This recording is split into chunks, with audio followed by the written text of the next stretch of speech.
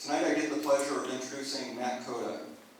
Matt is the founder of Meadow Hill Consulting and a former journalist with a master's degree in public policy and nearly 20 years experience in managing nonprofit organizations. He's also an adjunct professor at the University of Vermont, where he teaches communications course at the Grossman School of Business. He's also served on the South Burlington City Council, the Green Mountain Transit Authority, and the South Burlington Development Review Board, and the Plainfield Planning Commission. As the founding director of the Split the Ticket Fund, he has helped organize the delivery of more than 100,000 gallons of free heating fuel to Vermont's neighbors in need. Tonight we get an inside look at the process of implementing the clean heat legislation. Matt serves on the Public Utility Commission's Clean Heat Technical Advisory Group and the Equity Advisory Group, and he was recently appointed to the Vermont Climate Council. In these roles, he has a first-hand view of the process of implementing key elements of the Global Warming Solutions Act. Let's welcome Matt Cota.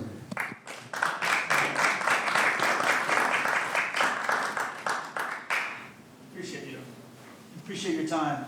Thank you for coming out on such a lovely fall day. I know we only have a few more of them left.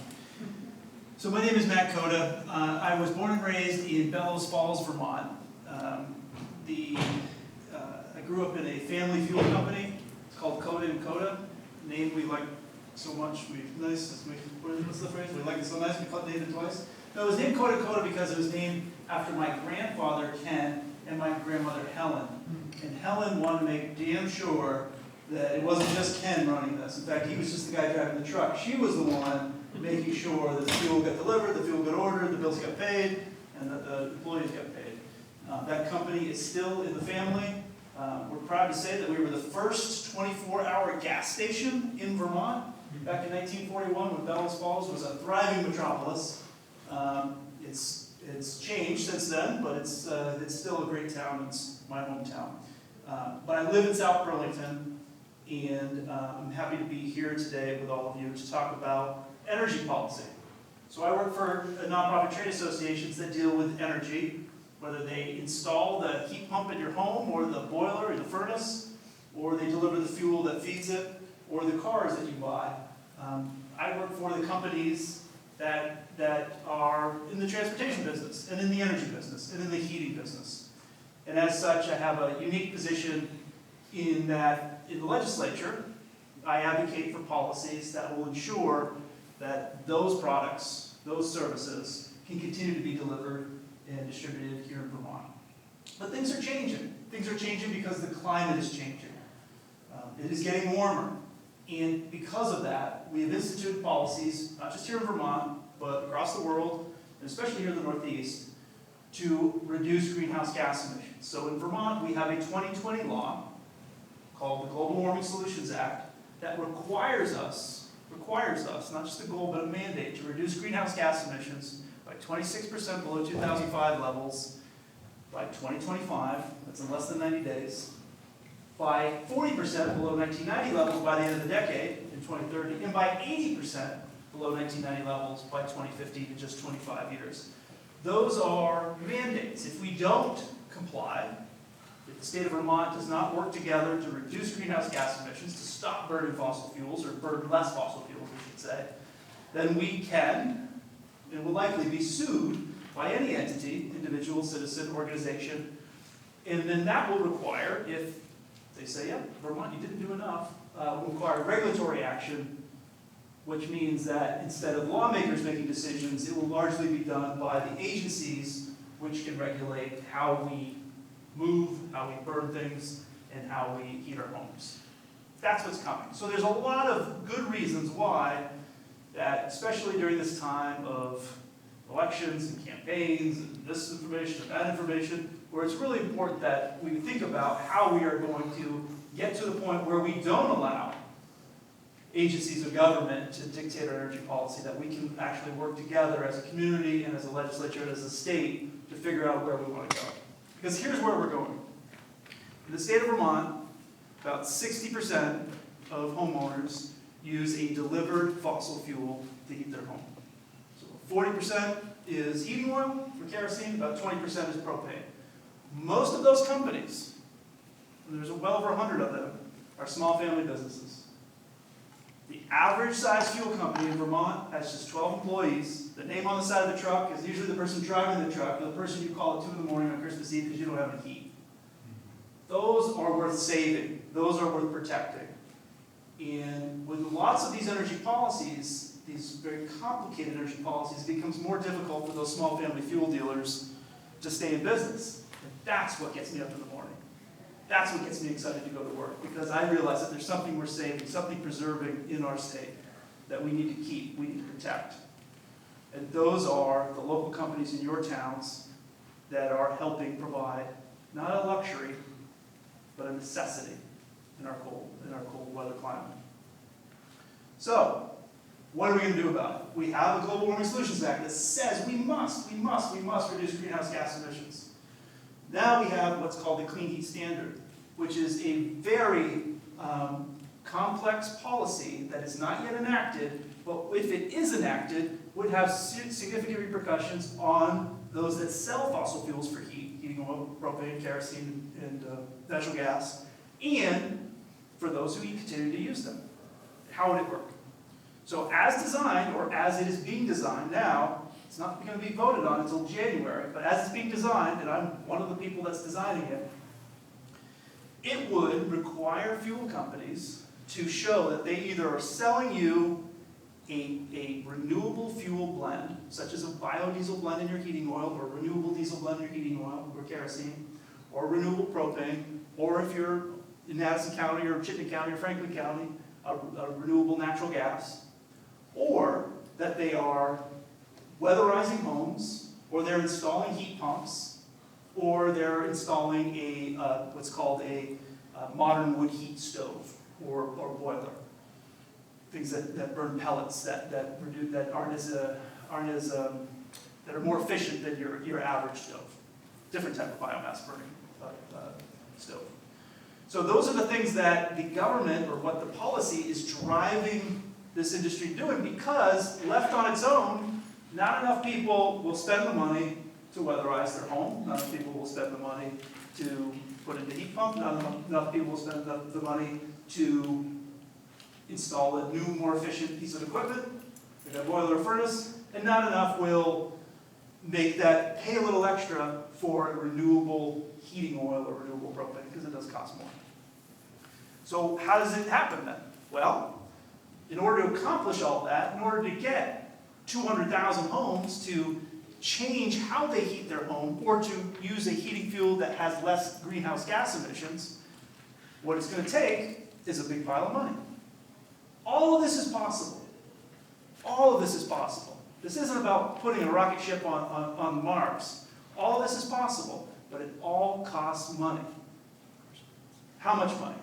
Well, we paid for that. We paid for a study. We asked some experts, what would it cost to comply with the Global Warming Solutions Act, to reduce greenhouse gas emissions by 80% over the next 25 years? What would all that cost? And we got the answer. Well, you need to spend about $10 billion, billion with a B. Okay, well, where does that money come from? Well, some of that money comes from federal programs, some of that money comes from state programs, but a lot of that money will have to come from existing users and users that continue to use, people that continue to use fossil fuels for heat and cooking and hot water. How much would that be? We don't know yet. We have no idea yet. Because, and this is important, when the law was passed, the Clean Heat Standard was passed in 2023, there was a provision in it called the check back. And I was there. And I advocated strongly for the check back. And I said, don't just hand this up to the Public Utility Commission, an agency of government that has no idea who fuel dealers are, what they do, how they do it. Let's instead give them a check back. What that means is they're designing it, they'll produce a policy, and then they'll hand it off to the legislature, who's ever in Montpelier in January, and they'll say, we took a look at it. Now it's your decision. You make the decision. And the legislature could say, yeah, great job, let's do it. Or they could amend it, or they could reject it. And this is just for heat, right? But it's more than heat. See, what the Global Warming Solutions Act does is it says we need to reduce residential, commercial, and industrial sources of emissions, which includes gas used for cooking, which includes gas used for power generation, propane used for power generation, which includes propane used for hot water, which includes the propane that you use to cook hot dogs on your barbecue grill. The number of individual entities that sell fossil fuel, it doesn't matter how big they are or how small they are, all, right now, are required to register and report their gallons, where they bought them from, and where they sold them. That has to happen every year. It's happening now. On October 31st of this month, just a few weeks, if a fuel dealer does not register with the state of Vermont and report all of their gallons sold the prior year, then they face a violation of the Consumer Fraud Act and could be fined by the Attorney General by as much as $10,000. Who's talking about this? Just me. That's the problem. We've got a policy with real implications for people, and there's very little awareness about what it means. So for the Ace Hardware store, I've gone, knocked on the door and said, hey, you know you got to register. You're selling 2.5 gallons of propane. What now? Hey, you're selling a liter of kerosene at the camp store. That's fossil fuel. The law's the law. Now, is the Attorney General going to crack down on that and have a $10,000 fine? Absolutely not. They're not. But that's the issue we have right now. We have a regulatory agency that has no knowledge of our industry imposing real fines and real requirements, and it could get worse. And I'll tell you how. So right now, if you install a heat pump in your home, you'll notice that there's some rebates. And they're great. They're great air conditioners, and for the most part, they will provide heat that reduces your need for fossil fuel. In most cases, it will not supplant your regular heating system. Unless you live in a very small house that has very tight insulation. If you live in an older house with a lot of different rooms, you're going to need multiple mini splits. Or it's just going to reduce the chill in the fall and the spring, but you're still going to need to fill that oil tank or that propane tank. But say it doesn't matter to that. I want to burn less propane, less heating oil, and I want air conditioning. Get me one of those mini splits. We'll install it in your house. You'll get a rebate. You won't get a check. You'll just see it on the invoice. I'll take that invoice, and I'll bring it to the supply warehouse where I purchased that heat pump. And when I do that, they will collect that, and then they'll send it to Efficiency Vermont, along with a contract that says Efficiency Vermont now owns all of the environmental attributes. So what's happening right now in the marketplace is those companies that provide those rebates are thinking of ways that they can control this market, that they can in fact use those rebates, aggregate them, ignore the upstream rebate, and be able to sell this to the market. This is the pre-heat credit marketplace that's being designed. This is going to blow your minds. Coming from an oil lobbyist who believes in climate change, who serves on the Climate Council. Who supports this bill? The largest fossil fuel company in Vermont. I'm going to pause for dramatic effect. The Clean Heat Standard is supported by the largest fossil fuel company in the state of Vermont. Who opposes it? The rest of the small ones. Vicky Haskins, Haskins Gas, Donnie Dorr, he was still running it, Casey Cota, my cousin, Cota and Cota. These companies, you know what they do? You know what they're really good at? Answering the phone, getting in that truck, driving your house, and making sure you have heat. You know what they're bad at? Sitting in a room full of lawyers in Montpelier arguing over credits. Yeah. But that is what this policy requires them to do. Now let's step back for a second and think about what we're trying to accomplish. Because there is some merit here. I'm here to tell you, the weather's warmer. We know. We count. We count degree days. Degree days are how we measure when we have to deliver to your house. The weather is warmer. Global warming is real. We understand the need for the entire world to work together to reduce greenhouse gas emissions and slow that process. However, that doesn't mean that this policy is the right policy. There are other ways being contemplated as we speak. The Public Utility Commission themselves have said this program could be ripe for fraud. We know. Amen. But does that mean we should do nothing? No, it doesn't mean that at all. It just means that we have to do a thoughtful analysis of how we actually help homeowners reduce their energy burden and reduce the greenhouse gas emissions from when they drive their car or when they heat their home. We can do that, but we can't do that, frankly, if the conversation is we should do nothing or we should do everything. And I feel like we're losing something here in Vermont when we don't recognize that the local businesses that sell fossil fuels are doing something. More importantly than that, they are part of this community. Now, it doesn't matter where you shop for your gas, where you shop for your oil or propane. I'm not here to judge you or tell you where to go or not, anything like that. But I can tell you this. When you support local companies, local businesses, when you support your local bookstore, and your hardware store, that money stays in the community. It does. It really does. They are the ones that support the Little League team and the Rotary clubs. They're the ones that actually answer the phone when you have a problem. And I'm telling you, while the weather's getting warmer, we still live in a cold rural state, and you still need someone who can drive a 20-ton truck to your home and provide you with a product that will keep you home, keep you warm at night. So that's what we're trying to preserve, while at the same time trying to encourage those that are doing the right things, those that are helping their customers install more efficient equipment, right? Because the goal isn't to sell 100 gallons one time. The goal is to keep that customer for 40 years. Many of these companies started out as coal and ice. Some of them kept the name, even though they don't sell coal or ice anymore.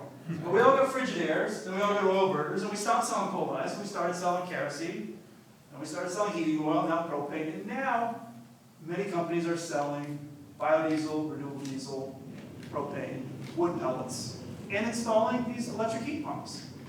Diversification is happening without any government programs. It is, because that's what people want.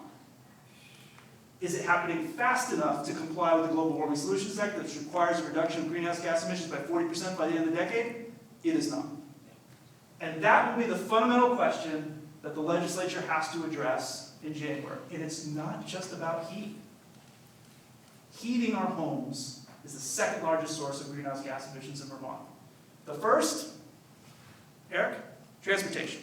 Right. It's transportation, right? So in Vermont, and elsewhere, it's not just Vermont, but the policy is clear. Get as many electrons as possible, up to 100%, from renewable resources, not burning stuff, but from solar and from wind and from water, hydro, and to transform the heating sector and the transportation to electric cars, electric heat, make it all those renewable electrons. Well, that's going to take a lot of money, and it's going to take a big switch. And that switch may not happen like a light switch. It's going to take longer than perhaps we can do under the Global Warming Solutions Act, which requires a 40% reduction by the end of the decade. To that point, one of the key policy drivers to reduce greenhouse gas emissions in the transportation sector is something called the Advanced Clean Car 2 standard. So Advanced Clean Car 2 standard was adopted by the state of California, something called the California Air Resources Board. And they received permission way back in the 80s from the federal government to have their own standard for cars. And they did this with great purpose. Remember in the 80s, the big concern, well, it was always a concern, but the big concern for many was not greenhouse gas emissions coming from the tailpipe, but from actually the particulate matter coming from the tailpipe, from the exhaust, which clouded the skies over Los Angeles and San Francisco and Houston and all these other metropolitan areas. So California, bigger progressive state, said, hey, we want our cars to be cleaner than what you sell in Texas or in Vermont. So they got permission from the federal government to do that. They have used that permission structure to say, okay, now we want to go to the next step. We want these cars to be battery electric, plug-in electric hybrids. So they created this Advanced Clean Car 2 standard in 15 states, including the state of Vermont, on the suggestion of the Vermont Climate Council, which was created by the Global Warming Solutions Act, adopted this policy. So in model year 2026, which if you're in the car game, you know, those cars come out in 2025, as early as March, but sometimes not until 2026, or March of 2025. We'll see what happens. But with model year 2026, the manufacturers, Fords, the Nissans, Stellantis, Subarus, will be required to deliver to the state 35% of their new vehicles to be electric. So where are we now? Well, every manufacturer is slightly different, but as a state, about 12% of the new cars sold in Vermont are battery electric, right? So we've doubled in the last 3 years, 6% to 12%. That's great progress, right? But that's the low-hanging fruit. That's a lot of the customers who, frankly, just wanted to get rid of their gasoline, just slid that check over there and said, you fill out the rest, just get me the electric. Those are the easy sales. Now comes the hard part. How do you get from 12% to 35% in 12 months? It's going to be extremely difficult. Now here's door number 2. We have, because the legislature encourages this policy, we have lots of carrots. I should say we had lots of carrots. Part of those carrots are incentives to replace your ride or to get a new battery electric vehicle, as much as $5,000 per car. Well, that, plus the federal tax rebates on leases, there have been some very attractive lease offers out there for electric vehicles, and they've really sold a lot in September, so much that September was the busiest month for rebates in Vermont for electric cars, and the program's out of money. And it doesn't get refunded until July 1, and that's only if the legislature finds the money to refund that. So the carrots are gone, and the stick is coming. And the stick says if the manufacturers do not deliver 35% electric vehicles to Vermont, then they pay a fee or they have to purchase credits. Does this sound familiar? Yeah. Who owns the credits? Oh, wow. The richest man in the world, Yes. Elon Musk. Yeah. So manufacturers, if they fail to deliver 35% electric vehicles in Vermont, will have to pay a fee or a fine, or pay a manufacturer that does do it. The richest man just got richer. Mandate. So, how do we solve this? Well, one is the manufacturers have to deliver a car and truck, a car that people want to buy at a price they can afford. And it's about as simple as that. The most popular car in Vermont, not a car. It's a truck. And that's the price point that has been very vexing for the manufacturers. They can produce very affordable, very reliable, very good electric vehicles that are small sedans. There's lots of good ones out there. There really are. Getting the truck at a price point. The Lightnings are beautiful vehicles. They're very expensive. So getting that price down, getting the trucks or cars that or the SUVs that Vermonters want will be a challenge. And I'm not confident that the manufacturers will be able to deliver that as well. So then what happens? Okay, so then step back. We still have this Global Warming Solutions Act. And just to remind everyone why we have this. We have the Global Warming Solutions Act because when Donald Trump was elected, our governor, Phil Scott, said, we are not going to listen to the president. We are going to stand with 181 other countries, I think it's 181, and meet the standards or the goals of the Paris Climate Accords. Meaning we are going to reduce greenhouse gas emissions, I don't know the exact numbers, but it's about what we adopted, about 40% below 1990 levels by the end of the decade. And if we don't, then someone can sue the state to require regulatory action. But here's where it gets really confusing. Perhaps the strongest regulatory action that we have is requiring the manufacturers to deliver electric vehicles to Vermont. And if they can't do it, what's the other tool in the toolbox? I don't know yet. I don't know yet. But a judge could direct an agency of government to decide.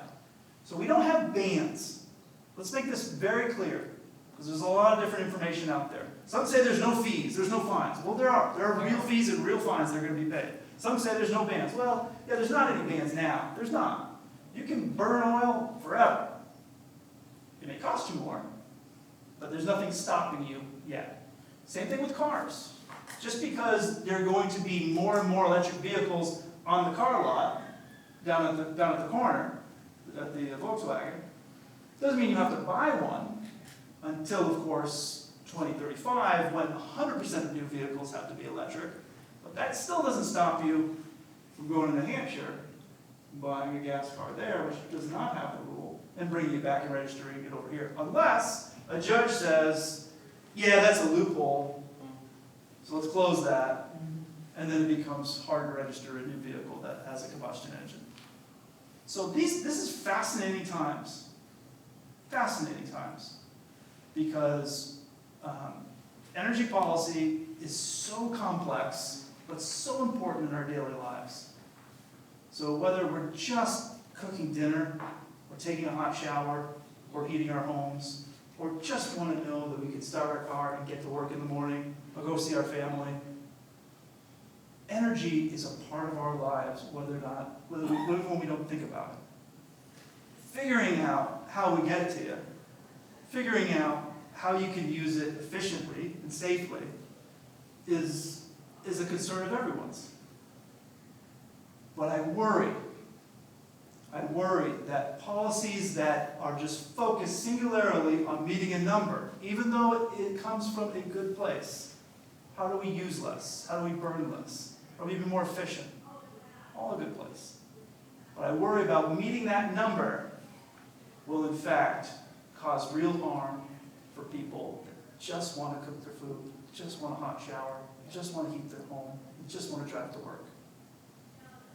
And I worry that the small companies that have been here in Vermont for literally over 100 years, doing the same job that their grandmother did, won't be around when this all takes effect.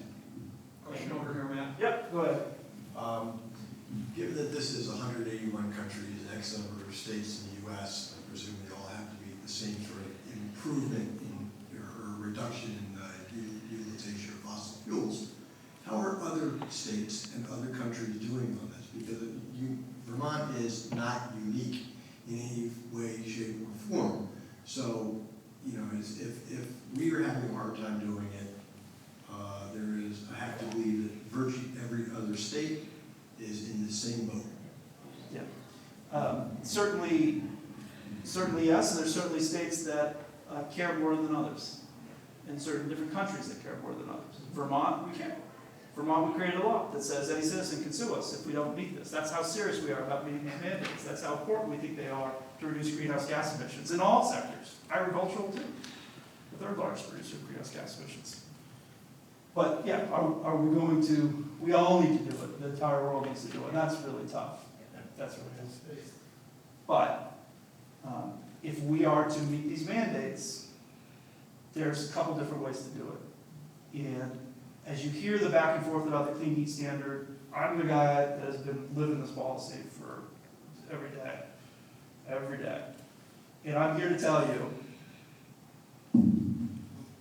it's not going to work. It's not going to work.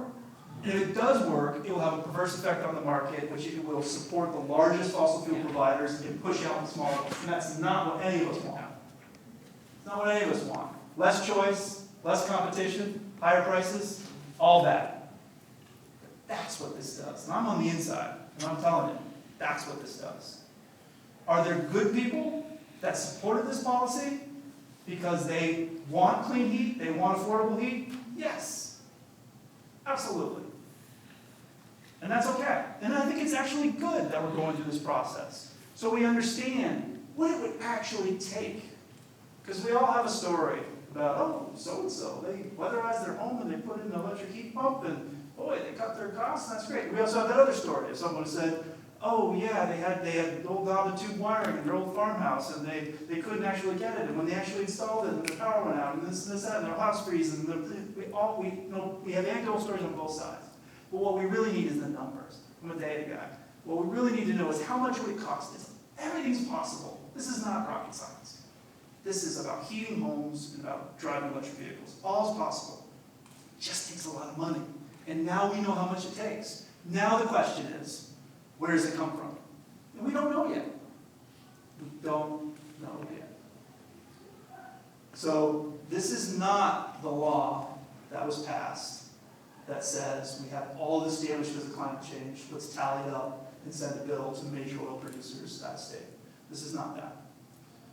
This is a fee that will be paid by anyone that brings fuel into Vermont for ultimate consumption, propane, heating oil, kerosene.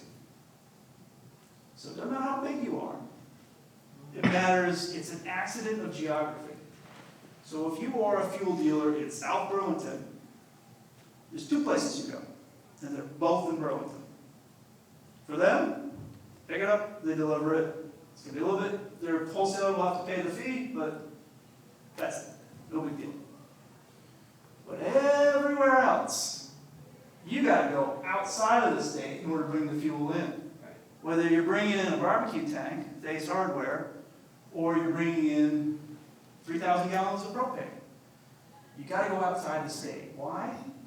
Because that's the most efficient way, in the least expensive way, to bring this commodity into the state. We actually had a comment. Person we're anonymous right now, but we actually had a comment. We testified in Tony James, Bellas Falls, volunteer firefighter, great guy, known him all my life. I grew up in Bellas Falls. He testified, and he said, I'm going to have to pay this fee. They said, oh, no, Mr. James. No, you're not. You can simply go to the nearest heating oil distributor, wholesaler.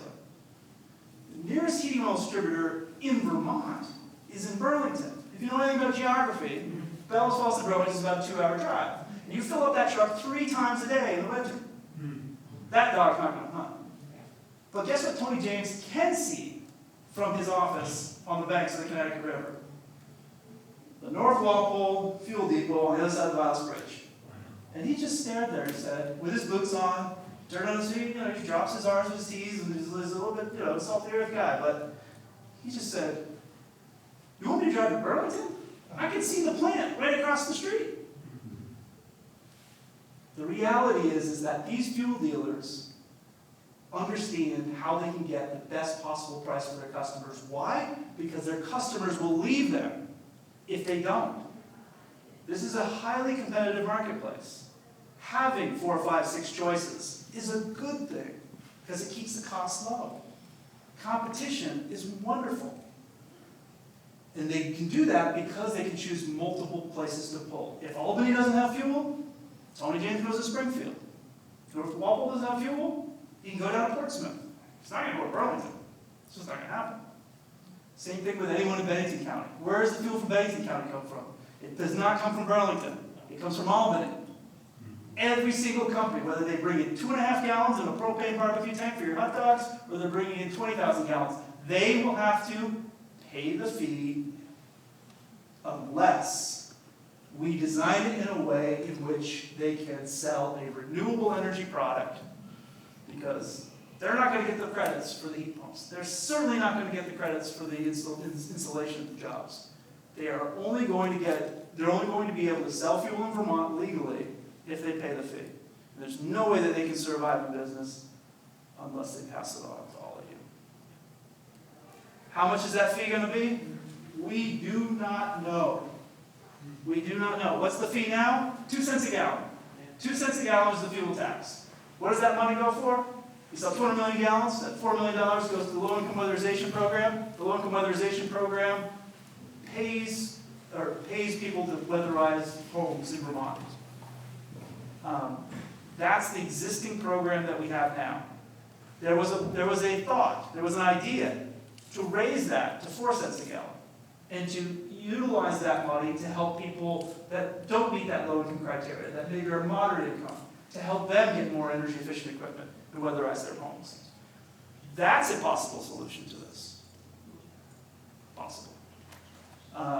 So there's going to be lots of ideas coming in January. I can tell you right now, that even the early supporters of the clean heat standard, I think we agree on this.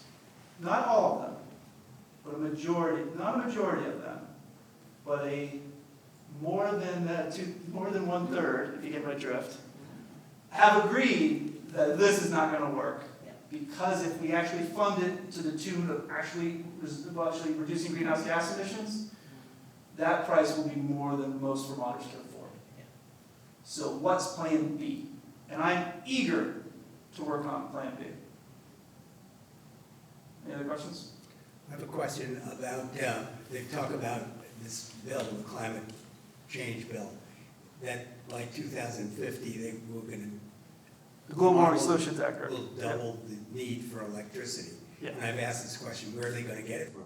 There doesn't seem to be any plans to build new plants. So you know, the PUC does a good job regulating electricity, and the department does as well. And those utilities have to certainly show their integrated resource plans and describe how they're doing that. I'm more confident, believe it or not, Rick, that we'll be able to find the electricity in the amount that we need as we drive more electric cars and we heat more electricity. I'm more confident that we'll be able to find electricity. I'm even confident we'll be able to find clean electricity. What I'm not confident in is what the cost of that will be. I'm not confident that buying more electricity will actually lower our electric bills. I have a sense that buying more and buying the highly desirable clean electricity will cost more. But more important than that, it's not buying another, or building another dam, or another windmill, or another solar plant. It's about getting it to your home. Because Vermont and Maine, New Hampshire and upstate New York, have a very old housing stock. So if you've ever been in your basement, blown off the dust off your service panel, right? When was that installed? If you don't have the right amperage, you're not going to be able to install a level 2 car charger. You're not going to be able to install a heat pump. Never mind, multiple heat pumps. So that needs to be done. Now, can that be done? Of course it can be done. It just takes money and people. Guess what we don't have? Money and people. And when I say people, what I mean is the trades. What I mean is electricians. So part of my other jobs is I run the heating and cooling contractors in Vermont, and the biggest complaint they have is, it's not taxes, it's people. It's like, man, I cannot hire plumbers and electricians. How can I get more? And I just throw up my hands and say, do what everyone else does. Pay them more. But guess what? You probably see that. You probably see that when you go into your mechanic and go, oh, your labor rate's now $110 an hour? Yeah. I mean, plumbers are getting paid like lawyers now. Maybe they should have always been. My dad's a plumber. But the reality is there's not enough young people to replace the gray hairs that are retiring. In Vermont, you need it's an apprenticeship program in which plumbers and electricians go through this wonderful program. It was changed about 10 years ago, 15 years ago now, in which there's a 1-to-1 ratio. You have to go through schooling. It takes about 18 months, and you have to have a master training an apprentice, and then they go from apprentice to journeyman to master. It's no doubt the way it was designed by the Department of Labor, creating better plumbers and electricians. But you know what it's also doing? It's creating fewer of them. It's creating fewer of them. It's the same issue that we had with nurses. There's a dire need for nurses. So what do? We made it a little bit easier to get accredited. My hope, for anyone that's in the audience that might be in the legislature, is that we create a similar program in the energy field. So we can get more plumbers and more electricians trained and licensed and able to do the work. I would argue that instead of paying statisticians and consultants the amount of money we pay, $250,000 for a 53-page study, plus all the other staffers, I'm free. I didn't charge anything. But would have been better spent getting more people in the trades, getting them trained up. Because once they have that license, my God, you take out a wallet, you show a Vermont Master's electrician license and plumbing license, and add a CDL on top of it, means you can drive a truck. Your wallet next is going to be filled with green. And I'm saying this as a kid who's paying for 2 kids to go to college right now, and they're not going to the trade, so I'm a bit of a hypocrite here. But the point is still true. If you have a young person that wants to make money, just give them my number. I will point them in the right direction of someone who is desperate to find someone, train them, go through the expense, and get them their plumbers, electricians, or their CDL, their commercial driver's license. Question, Judge? So for this coming winter and the winter after, what does this translate to in the cost of oil gallons for fuel? What is the cost going to be? So I'm going to say something pretty bold here. Wait, am I being recorded? Yes, I am. I don't think it's going to happen. I'm on the inside. I'm staring at this stuff. I go, well, this can't happen. There's no way people, once they read this, are going to let this happen. And I believe that. Now, maybe I'm a rosy-eyed optimist here, but I don't see this happening. And I truly am trying to work with those that want a solution. Now, a solution may not be the solution, but it will be at least something that gets us in moving in the right direction. It may not get us to 40% by 2030, but I think it gets us in the right direction. So the question is say, Matt, you are a fool, you are wrong, and this thing is going to pass, the governor's going to veto it, and a 2/3 majority of both the House and the Senate are going to say, yep, we're doing it anyways. What happens next? Well, in September of next year, the Public Utility Commission will choose this is going to get really wonky, but I promise it'll be fast. They're going to choose a designated default delivery agent, which will likely be Efficiency Vermont. We don't know, but it'll likely be Efficiency Vermont. And they'll put together a 3-year budget. And they'll basically say, in 3 years, we're going to need this amount of money in order to do the things that you want us to do, which is to get Vermonters to use less heating oil, propane, and natural gas. And then that will be how they set the price of the credits. So for the large corporations, fossil fuel corporations, that's the market that they can now play in. For the small dealers, they're going to throw up their hands, tell us what the fee is, and mark it up on the bill. Problem here is, and this is why I don't think this is ever going to happen, which is the way it's designed right now, I'm laughing, but it's really not funny, is that in September of, if this passes, in September of 2025, they will set that budget, and then it goes into effect on January 1 of 2026. Okay, when do you buy your pre-buys? April. You won't next year if this passes. Because any fuel dealer that sells you a pre-buy, who doesn't know what the cost of their product is screwing up. In fact, so much so that in 2006, Vermont created a law that said a fuel dealer cannot sell a pre-buy unless they pre-purchase the gallons in the form of a paper contract, which is essentially a promise to deliver, and they show the contract to the Attorney General within 7 days of selling it. How the heck are they supposed to do that with a budget that's not created until September? It gets worse. Listen to this. So then what happens is, in 2027, okay, we're skipping ahead, right? So September 2025, they tell us how much it's going to cost. No pre-buys that winter. We put it into the bill in January 1 of 2026. And then, on June 30th, this is in the law. It's in the law. June 30th of 2027, the fuel dealers will tell you how many gallons they sold, not the prior winter. No, nothing simple like that. In the calendar year, which is 2 different winters. So the calendar year, we said, make it the winter, make it the winter. They're like, no, gotta stick to calendar year. So it's within the calendar year of 2026 about how much gallons you sold then. You report that in June of 2027, and then you pay in October of 2027. There's a 27-month lag. That doesn't seem right. If any of you have ever run a business and run the books, you're looking at that going, how's that going to work? It's not. It's not. So a simple fee that achieves the mandates or achieves a simple fee that uses the money to achieve the goals, which are really mandates, seems to be a more prudent approach, but it's not the approach that this is. Now don't get me wrong, the reason why some companies want this is because either they can control the market, because they're large and they're well capitalized, or they want to sell biofuel. That's a real thing. It's happening in California. 75% of the diesel fuel, you drive in California, you fill up your diesel car or truck with diesel fuel, 75% of those gallons sold are renewable diesel. You pay more, but it's renewable.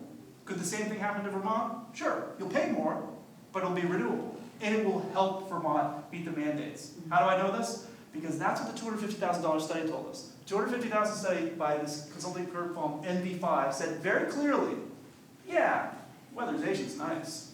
Nice to have a tight home. Electric heat, yeah, electric heat pumps, they're great. But if you want to reduce greenhouse gas emissions by 40% below 1990 levels by 2030, you got to sell a heck of a lot more biofuel in Vermont. That's what the study said. So when the biofuel producers and sellers saw that, they said, oh, there's an opportunity. We can change the Vermont market, much like California's changed. It could happen. It definitely could happen. Question for Representative Davis. He got his hand up first, but Oh. I can go. Matt, thanks for being here. Thanks for meeting with me earlier. Sure. It's hard to have a thoughtful conversation about energy policy, and so I appreciate you being down here. It was interesting to me that you mentioned the idea of the fuel tax fee when we were chatting earlier. That was one of the first controversial bills that I voted on in my first term to raise that charge on a gallon of heating fuel from 2 cents to 4 cents to try to expand the benefits and the subsidies that we could offer low and moderate income Vermonters. And as you mentioned, it was a very straightforward, very kind of clean-cut way to get that work done. And it was like the doors blew off. I mean, the pushback to that bill was incredible. The letters I got from voters, the response from folks who were opposed to it. So it's been interesting to me to watch the conversation come around and say, gosh, do you think that's maybe a better way to try to reach these goals that I think a lot of people in the room many people in the room probably agree are worthy goals, right? But I wanted to just clarify something you said earlier, and you said it in different ways, and I really want to underscore for folks. At one point earlier in the conversation, you said, when the legislature votes on this in January. And I know you know that that's not what's going to happen. Yes. Can I correct the So record? if you could correct the record on that one, because I've heard from many voters who think that, one, this already happened, two, that any fuel price they're seeing right now or that they're going to see in January is a result of this work that we're doing, or three, that somehow it's like a straight up or down vote in January. And I think that's not useful information for folks. So as it was envisioned, the check back, it was going to be a up or down vote. We have evolved our understanding, I would say, of what that could be, given the challenges. I think it clearly could be approved as adopted, a regulation. This is more than just a study. I'm going to just say that straight out. I've been parts of many studies. And I've been there as the studies are dropped off and I'm like, oh, thank you. This is not just a study. This is a super study. This is going to drop in the hands of all the committees that had a hand in passing it, the Senate Natural Resources Committee and the House Energy Committee. And they're going to review it, and I suspect they won't vote for it as just blindly vote for it, because I don't think it will be as simple as maybe the supporters had hoped it would be. I don't think that they will just reject it, because I think there will be a consensus that we need to do something with thermal energy policy. So I suspect there will be legislation that will take some of the ideas created during this process to come up with a different type of thermal energy policy. I don't know. That is amongst the possibilities that could happen. Or, I could be completely wrong, that in the next 70 days, the Public Utility Commissions could create a regulation that a majority in the House and Senate will support. But it doesn't have anything to do with, it is by some of the larger sellers of fossil fuels, they are absolutely, it's always front of mind. I've given about 82 talks like this. I mean, I travel the state, talk to whoever. Joe raised his hand, he said, Matt, can you come down to Manchester? I said, sure. My nephew's playing a football game in Brattleboro. I'll get there, I'll talk, and I'll catch the second half. And I've also talked to a lot of fuel dealers. This is top of mind. This will absolutely be part of the conversation in January. But you're right, it may not be an up or down vote. It may more likely will be a consideration of some of the things developed during this process with my hope, with a different type of mechanism for collecting this fee. Because the way that it's designed right now, not gonna work. My hope. So I'm Bruce from Londonderry, Hey, Bruce. and we did have an energy committee that kind of fell apart, and I'm just in the process of trying to get it going again, so all this is useful information. 2 questions. Does renewable blend necessarily mean corn, or what is it, wheatgrass, or whatever it's called? Because personally, I'm not fond of using good farmland for corn for. So that's a great question, and it's often come up, because we have a federal energy policy that does what? That promotes corn ethanol to blend it with gasoline. When you go fill up your gas tank, if you have a gas tank, you'll see the sticker says up to 10% ethanol. Why is that? Because the renewable fuel standard, which is enforced by the Environmental Protection Agency, requires the refiners and suppliers, the major oil companies, to blend biodiesel, blend ethanol into their gasoline supply. They're a requirement, or they pay a fee or fines. Now, we can talk about the politics of that, and ADM, and then the big farms, and the Iowa, the role of Iowa in the primaries, all that aside. But that's corn ethanol, that's gasoline, that's alcohol, right? Over here is distillate. So distillate, kerosene, diesel fuel, dyed fuel that you put in a tractor, in heating oil. That's a different pool. Comes out of the same stack, right? But so does propane and butane and pentane and all the rest. But distillate is over here. The blending stock, the biofuel blending stock for distillate, can be a lot of things. You identified one of them. But it is soybeans. It's mostly soybeans. Now, what's the advantage of soybeans versus corn? The advantage of soybeans versus corn is that there is a giant market in China, and they're growing appetite for pork products for the husks of soybeans. So Nebraska, South Dakota, Iowa, they grow soybeans, and the oils used to be an afterthought. Sell some to the food market, but what the primary product was for all those soybean growers in the Midwest is those husks that they sell to the feed fiber market, mostly to China. Now they've got 2 crops out of 1. Now they're getting the oils, and they're sending it down to Louisiana and Texas, and they're creating renewable diesel there, or biodiesel, and then it's largely being used in the largest market for diesel, which has mandates for this, which is California. Heating oil, we sell 6 billion gallons of heating oil in the United States every year. 80% of that is just in 9 states, the 6 New England plus New York, Pennsylvania, New Jersey. A little bit in Oregon, a little bit in Colorado, but it's almost entirely a Northeast product. So the idea is, for those that support soy-based biodiesel, renewable diesel, can you create an infrastructure in which that product is not just moving Midwest to South to West, Midwest to South to Northeast? Massachusetts has a similar policy, or they're developing a similar policy. New York has mandates on blends of heating oil and biodiesel, so does Connecticut, so does Rhode Island. So the product works, and because of government federal subsidies, it is pretty price comparative. It compares favorably, and the idea would be, could the clean heat standard capture this renewable distillate that will work in your existing tank, burner, lines? It's fascinating. It's fascinating. But there's a big pushback. Don't get me wrong. There's a big pushback against burning anything. Whether it's wood chips, pellets, cordwood, biofuels, renewable natural gas. We understand it. The point of combustion releases greenhouse gas emissions into the atmosphere.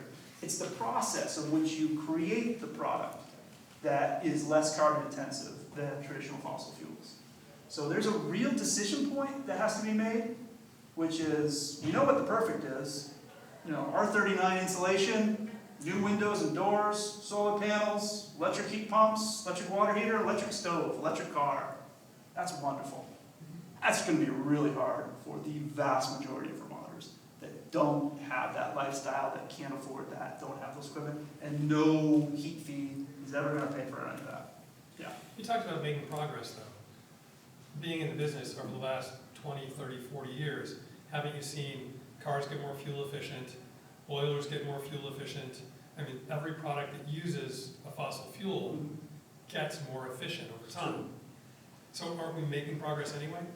We are, and largely because the consumers demand it. You know what consumers don't do? They may call us at the house and say, yeah, I don't want any heat, it's 2 in the morning, get your guy out here. You know what they don't do? They say, I really love your product. Can you tell me how I can burn more of it? They never call us and say that. It's always about how can I use less. Whenever you put in a new piece of equipment, it's always more energy efficient.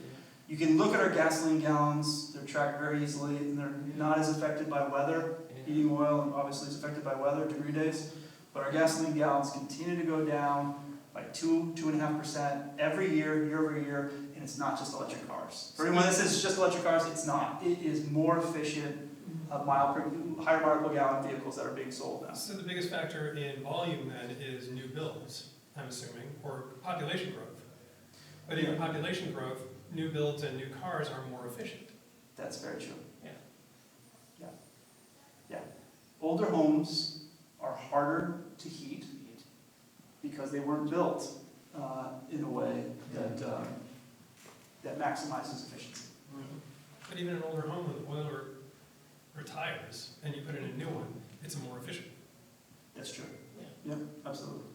And some of the worst oils in my time, and I've been doing this for almost 20 years now, we have gotten rid of the worst of the worst. So we used to sell a 2,000 parts per million sulfur content heating oil in Vermont. It was allowed. Now it's 15 parts per million. Again, it has nothing to do with carbon. It has everything to do with operational efficiency. We used to, when I was a kid, working for my grandfather's company, grandmother's company, we used to go into, in the summer, you know, everyone else has fun in the summer. I went into basements and came in with a vacuum cleaner. You'd open up the cage of the firebox, and vacuum out all the sun from all those heating oil with the 2,000 parts per million. Now it's 15 parts per million. You can just go, and it goes away. It's really remarkable, and that's helping air quality. It's helping your equipment be more efficient. It's breaking down less, so that's wonderful as well. But so my question is, if consumers are demanding using less of the product, why does it have to be mandated that consumers use less of the product? Okay. So I'm not arguing for it. I'm just saying here's the policy world that I live in, which is, that's great, Matt. You're telling me that in 1970, when Ken and Ellen Cota were selling heating oil in Bells Falls, the average home used 1,600 gallons? Yep, it's true. That's all in the data. It's all in the data. You say now that they're using less than 700 gallons? Yep, it's true. They said it's great. But it's still not enough, because even on that trajectory, even 2.5% less gallons, actually we're like 4 or 4.5%, but a lot has to do with weather, because it's getting warmer, for heating oil, that trajectory is still not enough to get you down here. If I had my little graph, I'd show it to you, to get you down here to where 181 countries in Paris said we have to get to in order to slow climate change. But if Vermont got rid of all the cows, all the cars, all the boilers, our effect on global warming would be zero. Exactly. That is an argument. Yes. So if we're making progress, All of that, impoverished state of Vermont. why are we mandating something that is going to have no effect? right. Well, this is the wicked public policy problem, the tragedy in the commons, the thing they teach you in Policy 101, which is, you know, if everyone's getting away with it, then everyone's going to do it. And that's the reality. Is this is going to. We don't have control over neighboring states, and we certainly don't have control over neighboring countries. So then we have to look at the policies and say, okay, can we do the right thing without doing the perfect thing? And that's the challenge of the legislatures, who I'm telling you, a majority will be elected who want to do something to reduce greenhouse gas emissions. That is a thing. But how do we get them to realize it doesn't have to be the perfect thing, the thing that does the thing that we can't really afford right now? So how can we continue to move in the right direction without, there was an old saying, I forget who said it, but Senator McCormick used to always say it to me, which is, our beauty is a function of our poverty in Vermont.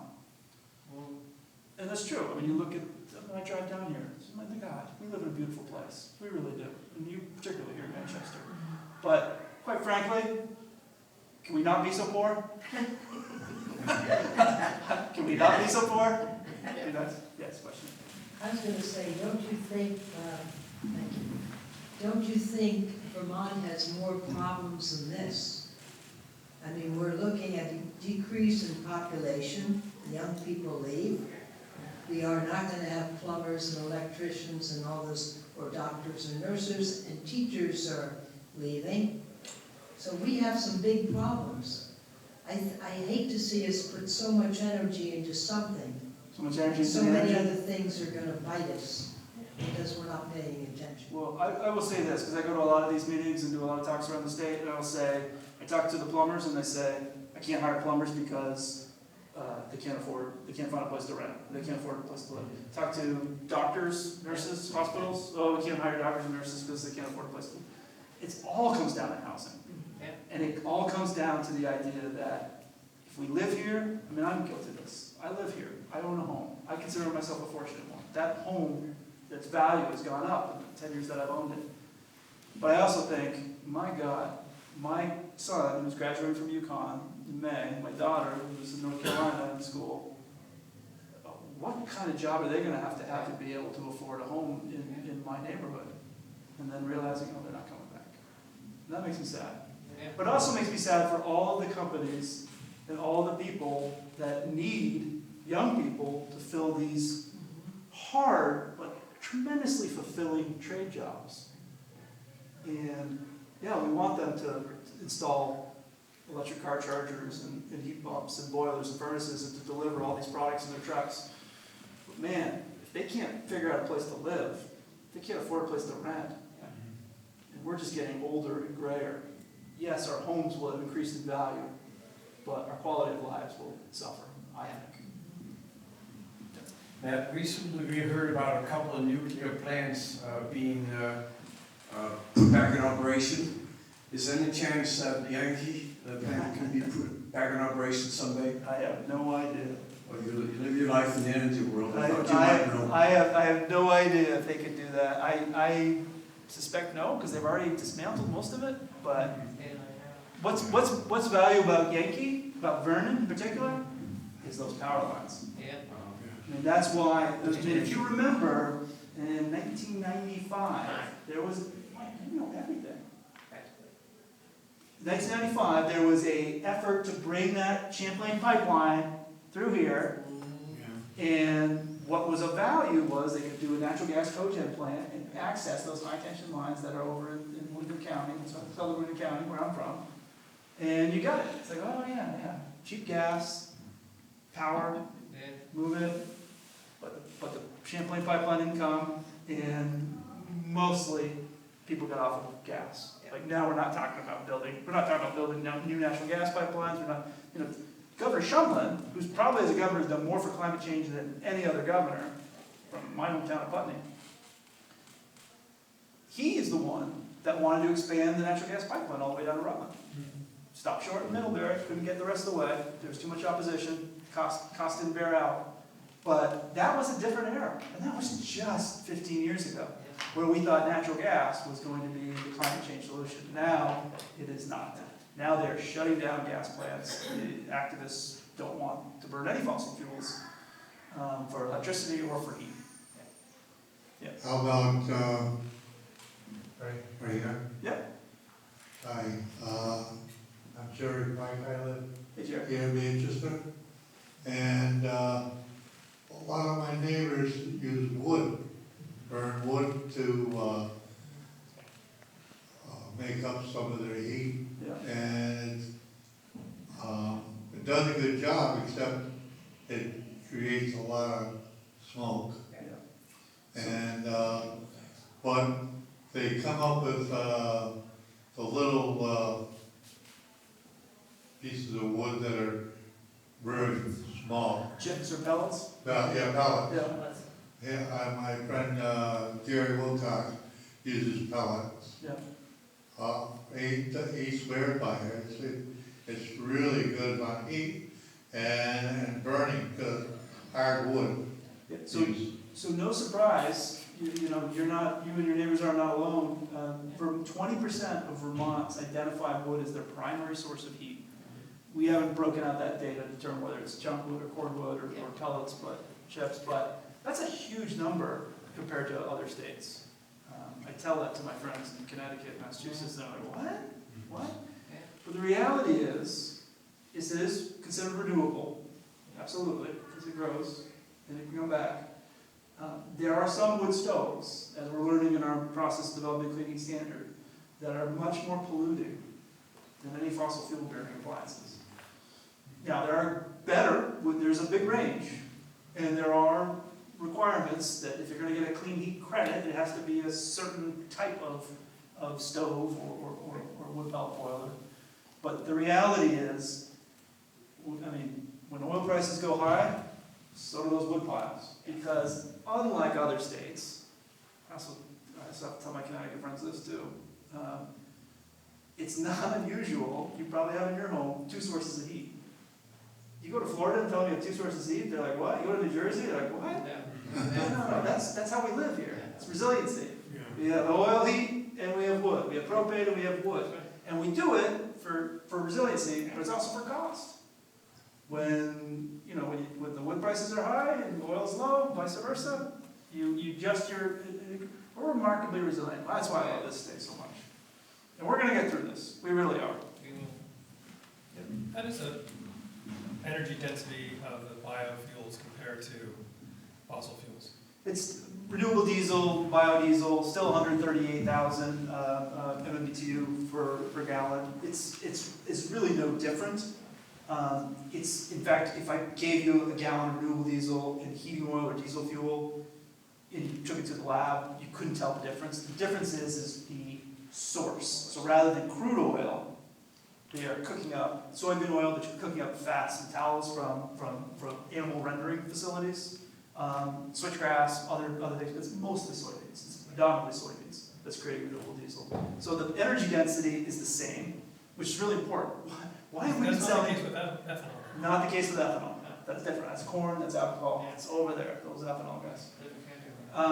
But there's the reason why I've been selling distillate, the reason why Rudolph Diesel was onto something was because it's so much energy in such a small amount. A gallon is 7 pounds, right?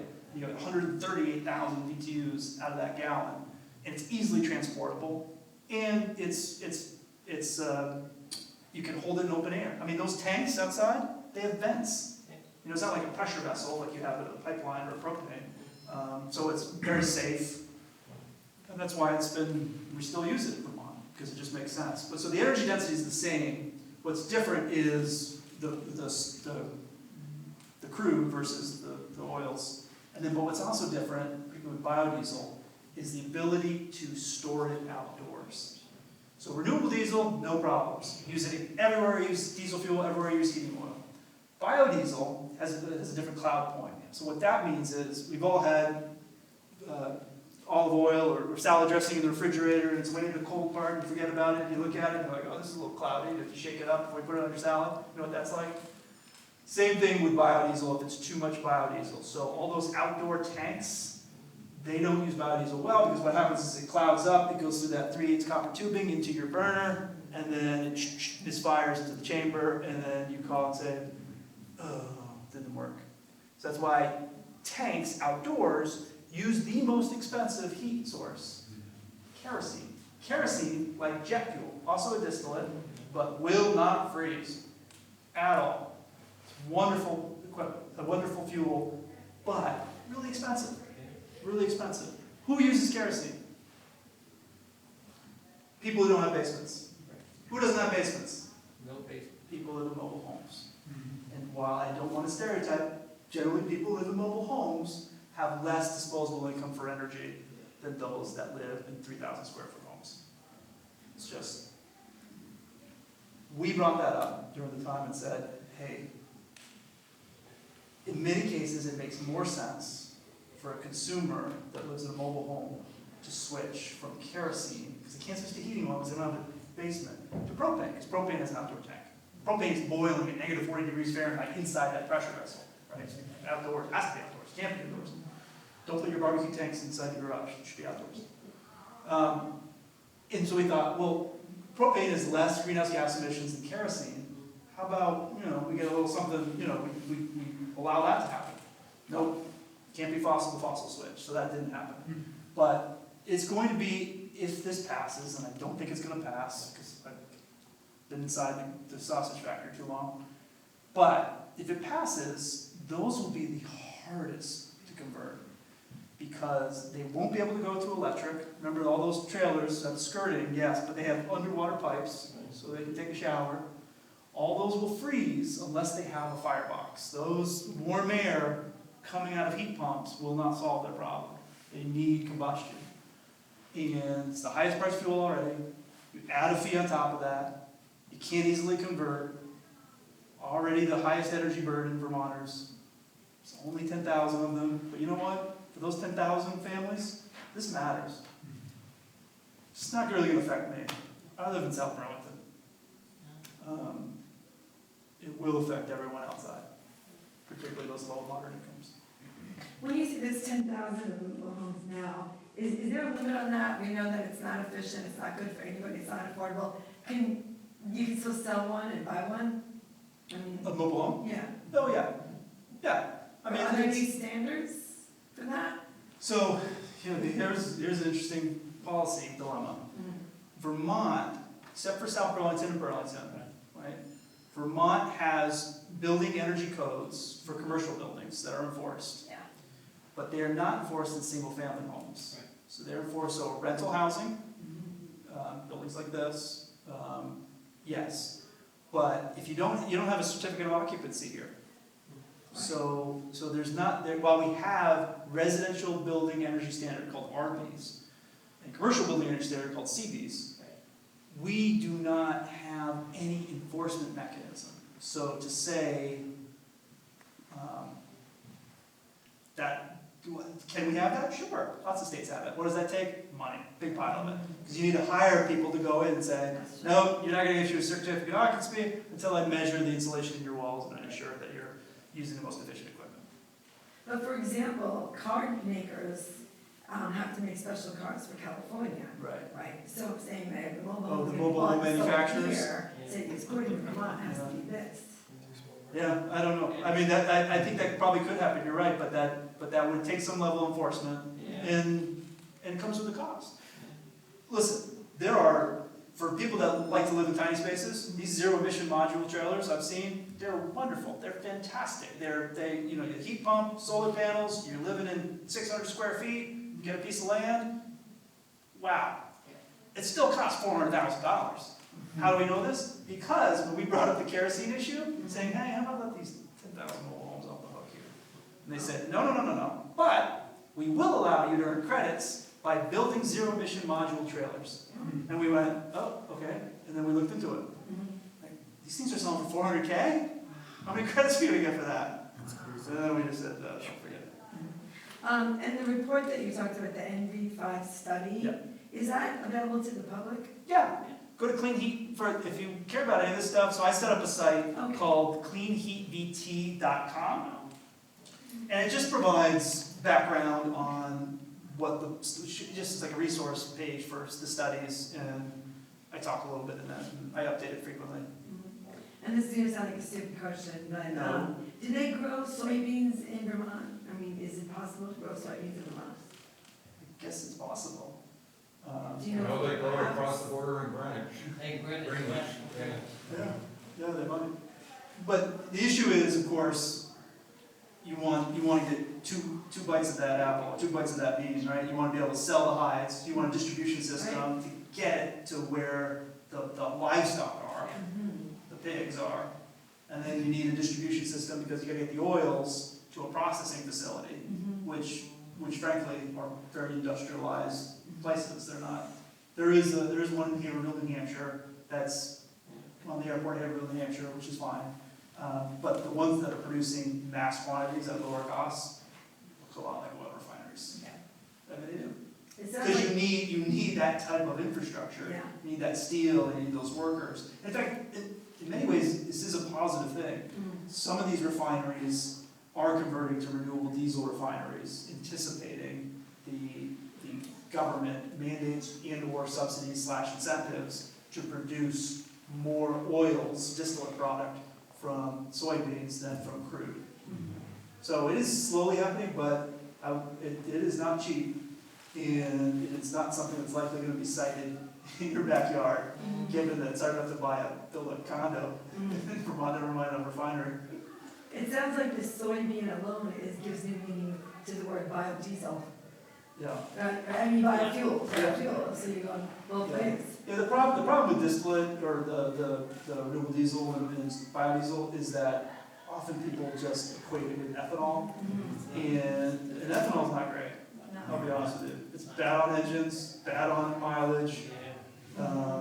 You grow corn to create a fuel. I can't defend it. But the federal government incentivizes oil companies to put it into gasoline. Which is why if you have an older car or a boat, you probably have noticed there's a handful of gas stations out there that will sell you 93 octane gasoline without ethanol in it. And you'll also know that it costs more, right? Yeah. So the federal energy policy encourages major oil companies to blend ethanol into their product. It has nothing to do with any of these little companies that are selling Cumberlands or Skip or any of these companies, Frawley or Midway or any of these companies. They don't want it. It's just it's coming. Yeah. It's like they're the retailer. They take what they're given and sell it. Very interesting. Anyways. Very interesting. Comment and question. Sure. I just saw, I think last night, that Amazon and Google are going to build small nuclear power plants. And I looked into it, what they're looking at. One of them. Is this because of AI? Yes. Yeah, because of, Also for all their data centers. Oh. Yeah, and so it's like a whole new field that looks like it's going to take off. I personally like molten salt reactors, but there's a bunch of others I don't know anything about. I don't know anything about it. But anyway, the other comment is just a clarification. Sure. Way earlier you said something about the small oil dealers or fuel dealers have to come to some kind of a meeting and they don't want to do that. And Yeah, I'm a little flip, I'm sorry. So, when these plans are created, so in order for, there's a common refrain, which is, oh, well, you don't have to pay the fee if you just start accumulating credits. It's a lot more challenging than that. What you have to do is do what the utilities do.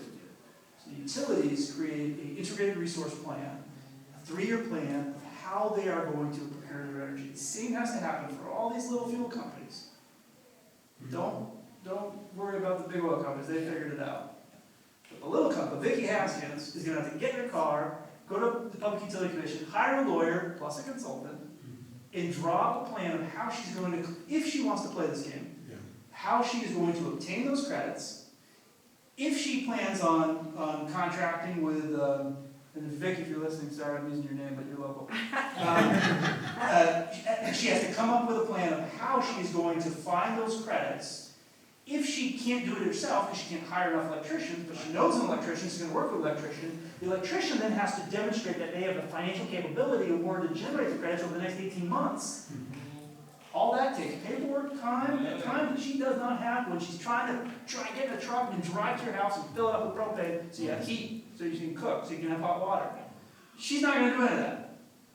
And there's some that suggesting, well, the fuel dealers don't want to do it. It's like, no, that's not it. That's not it. Not it. They're diversified. They can do it. But the hoops that they would have to jump through in order to verify that every action they're taking, and then by the way, say they do hire an electrician, and they do spend the money on the lawyers, and they do go up to 112 State Street, and they sit on the third floor with the Public Utility Commission, and they introduce their plan, and they show that they have financial backers. If they. Then at the end of the day, then 18 months go by, they show their gallons, they show which ones were renewable, they show all the credits from the stuff that they've done, and then they count them. So 18 months go by, they count the credits, and then in October, if they go, Vicky, looks like you're 3 shy here. 2 times. Your fine is 2 times what it would have been. 2 times. It was 4 times. It was 4 times. It was 3 times, and I said, 3 times we'll bankrupt these small companies. They will hand over their keys and say, see you later, we're done. Good luck finding your money. And you know what they did in the Senate? They made it 4 times. 4 times.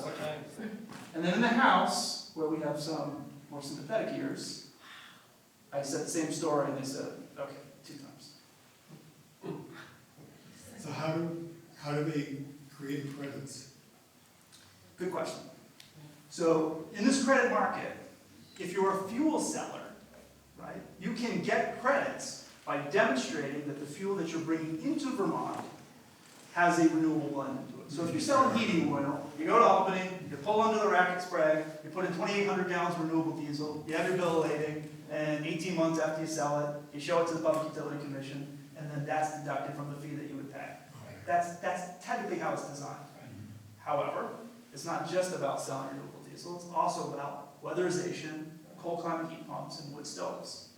So in order to do that, you would have to do the work, get your customer to sign a form, which thousands of them have. I have over 10,000 forms of customers that have said, oh yeah, sure, here you have the credit. And when that happens, then they collect it, and then they bring it to the Public Utility Commission. We were thinking about putting it in a U-Haul and just dumping it into our dump trucks, dumping it on their lawn. And then they're going to have to sort through all of them. And then they're going to have to sort through ones from the supply warehouse, which may be the same name and address, and go, okay, which one will pull it to the light, which one works better. And then they're going to have to go to Efficiency Vermont, that provide a $600 discount on that wood stove, and go, oh, maybe they get credit for it here. Then they create a pie chart, and they go, okay, well, they get $600 rebate, so let's give Efficiency Vermont a third of the credit, and you did this, so we'll give you half, and then, well, we thousands and thousands of times in a 3-month period. And if they count wrong, or they didn't have enough, here's your fine.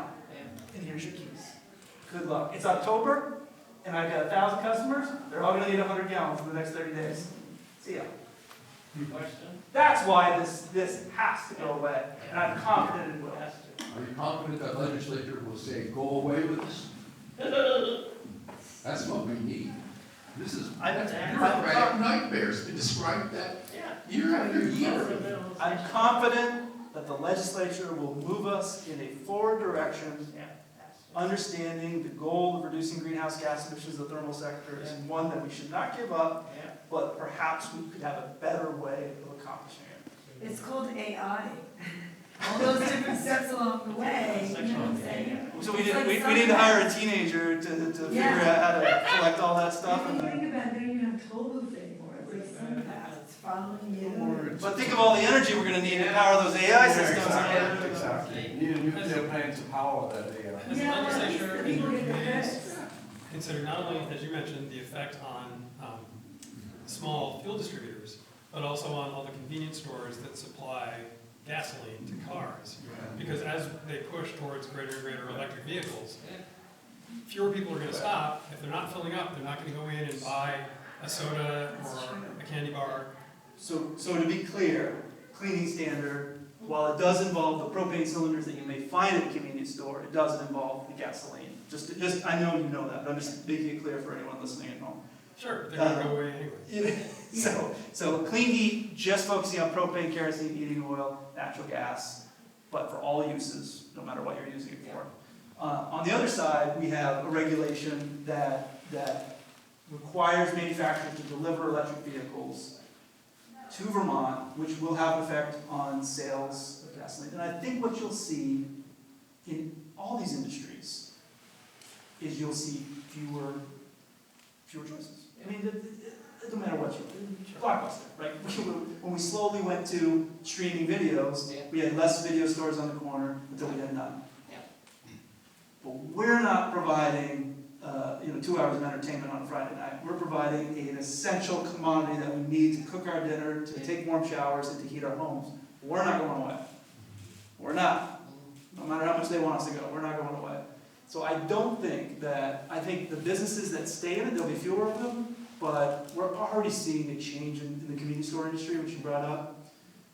You remember, well, you're too young, but old people like me remember when there wasn't really convenience stores, there was gas stations that fixed your brakes and changed your tires. You're way too young. Thank you. But then they changed into convenience stores where you bought the lotto tickets and cigarettes, and then now they're becoming a place where you get fast casual food. And that's the trend in the industry, which is to be able to sell a good pizza, a good hamburger, and a good breakfast, provide a meeting place with Wi-Fi, electric car chargers out there. That's how this convenience store industry is transitioning, and the ones that do it well will do well. But it also needs to be, that's a bigger footprint, and the ones that can't do well will go. I mean, if you look at Montpelier, right outside the State House on River Road, or Route 2, and there are 6 gas stations all within 200 yards of one another. Is that going to last forever? Probably not. Will there be 2 or 3 that are larger and have better amenities inside? Probably. But to your point, the bigger point, especially to anyone who's a legislature, wants to be a legislature, which is the 32 cents a gallon that we pay in the state of Vermont when we sell a gallon of gasoline in order to fix the roads and bridges. That's going down. Because as sales go down, good for the climate, bad for the transportation fund. So they either have to increase that, or it's find another source of revenue. Well, there's going to be more wear and tear on the roads because EVs are heavier. Right, and EVs currently, they pay a higher registration fee. Well, they will on January 1, as the law passed this year. But that money doesn't go into the T fund, it goes into a fund that helps pay for EV chargers. You expand that network. So, listen, I've taken a lot of your time. I do have a football game I want to get to. But I really appreciate you listening, and you all have great questions. And I really appreciate that Representative James is here. You know, I like to say I work with all of the parties, and I do. I used to be a journalist. Used to be a reporter, and you never say how you voted as a journalist. You never want to look biased. I mean, it's different now. But back in the day, I'm old. You really want to help on. I think I'm walking that line. I try to walk that line as a lobbyist, because there are good people on both parties, and what the problem is when we don't work together, then nothing gets done. So, but we have to agree on a common set of facts. That's why when Joe calls, or anyone else calls, I'm glad to show up and talk, because I like talking, but I do want to catch that football game, so thank you very much for listening.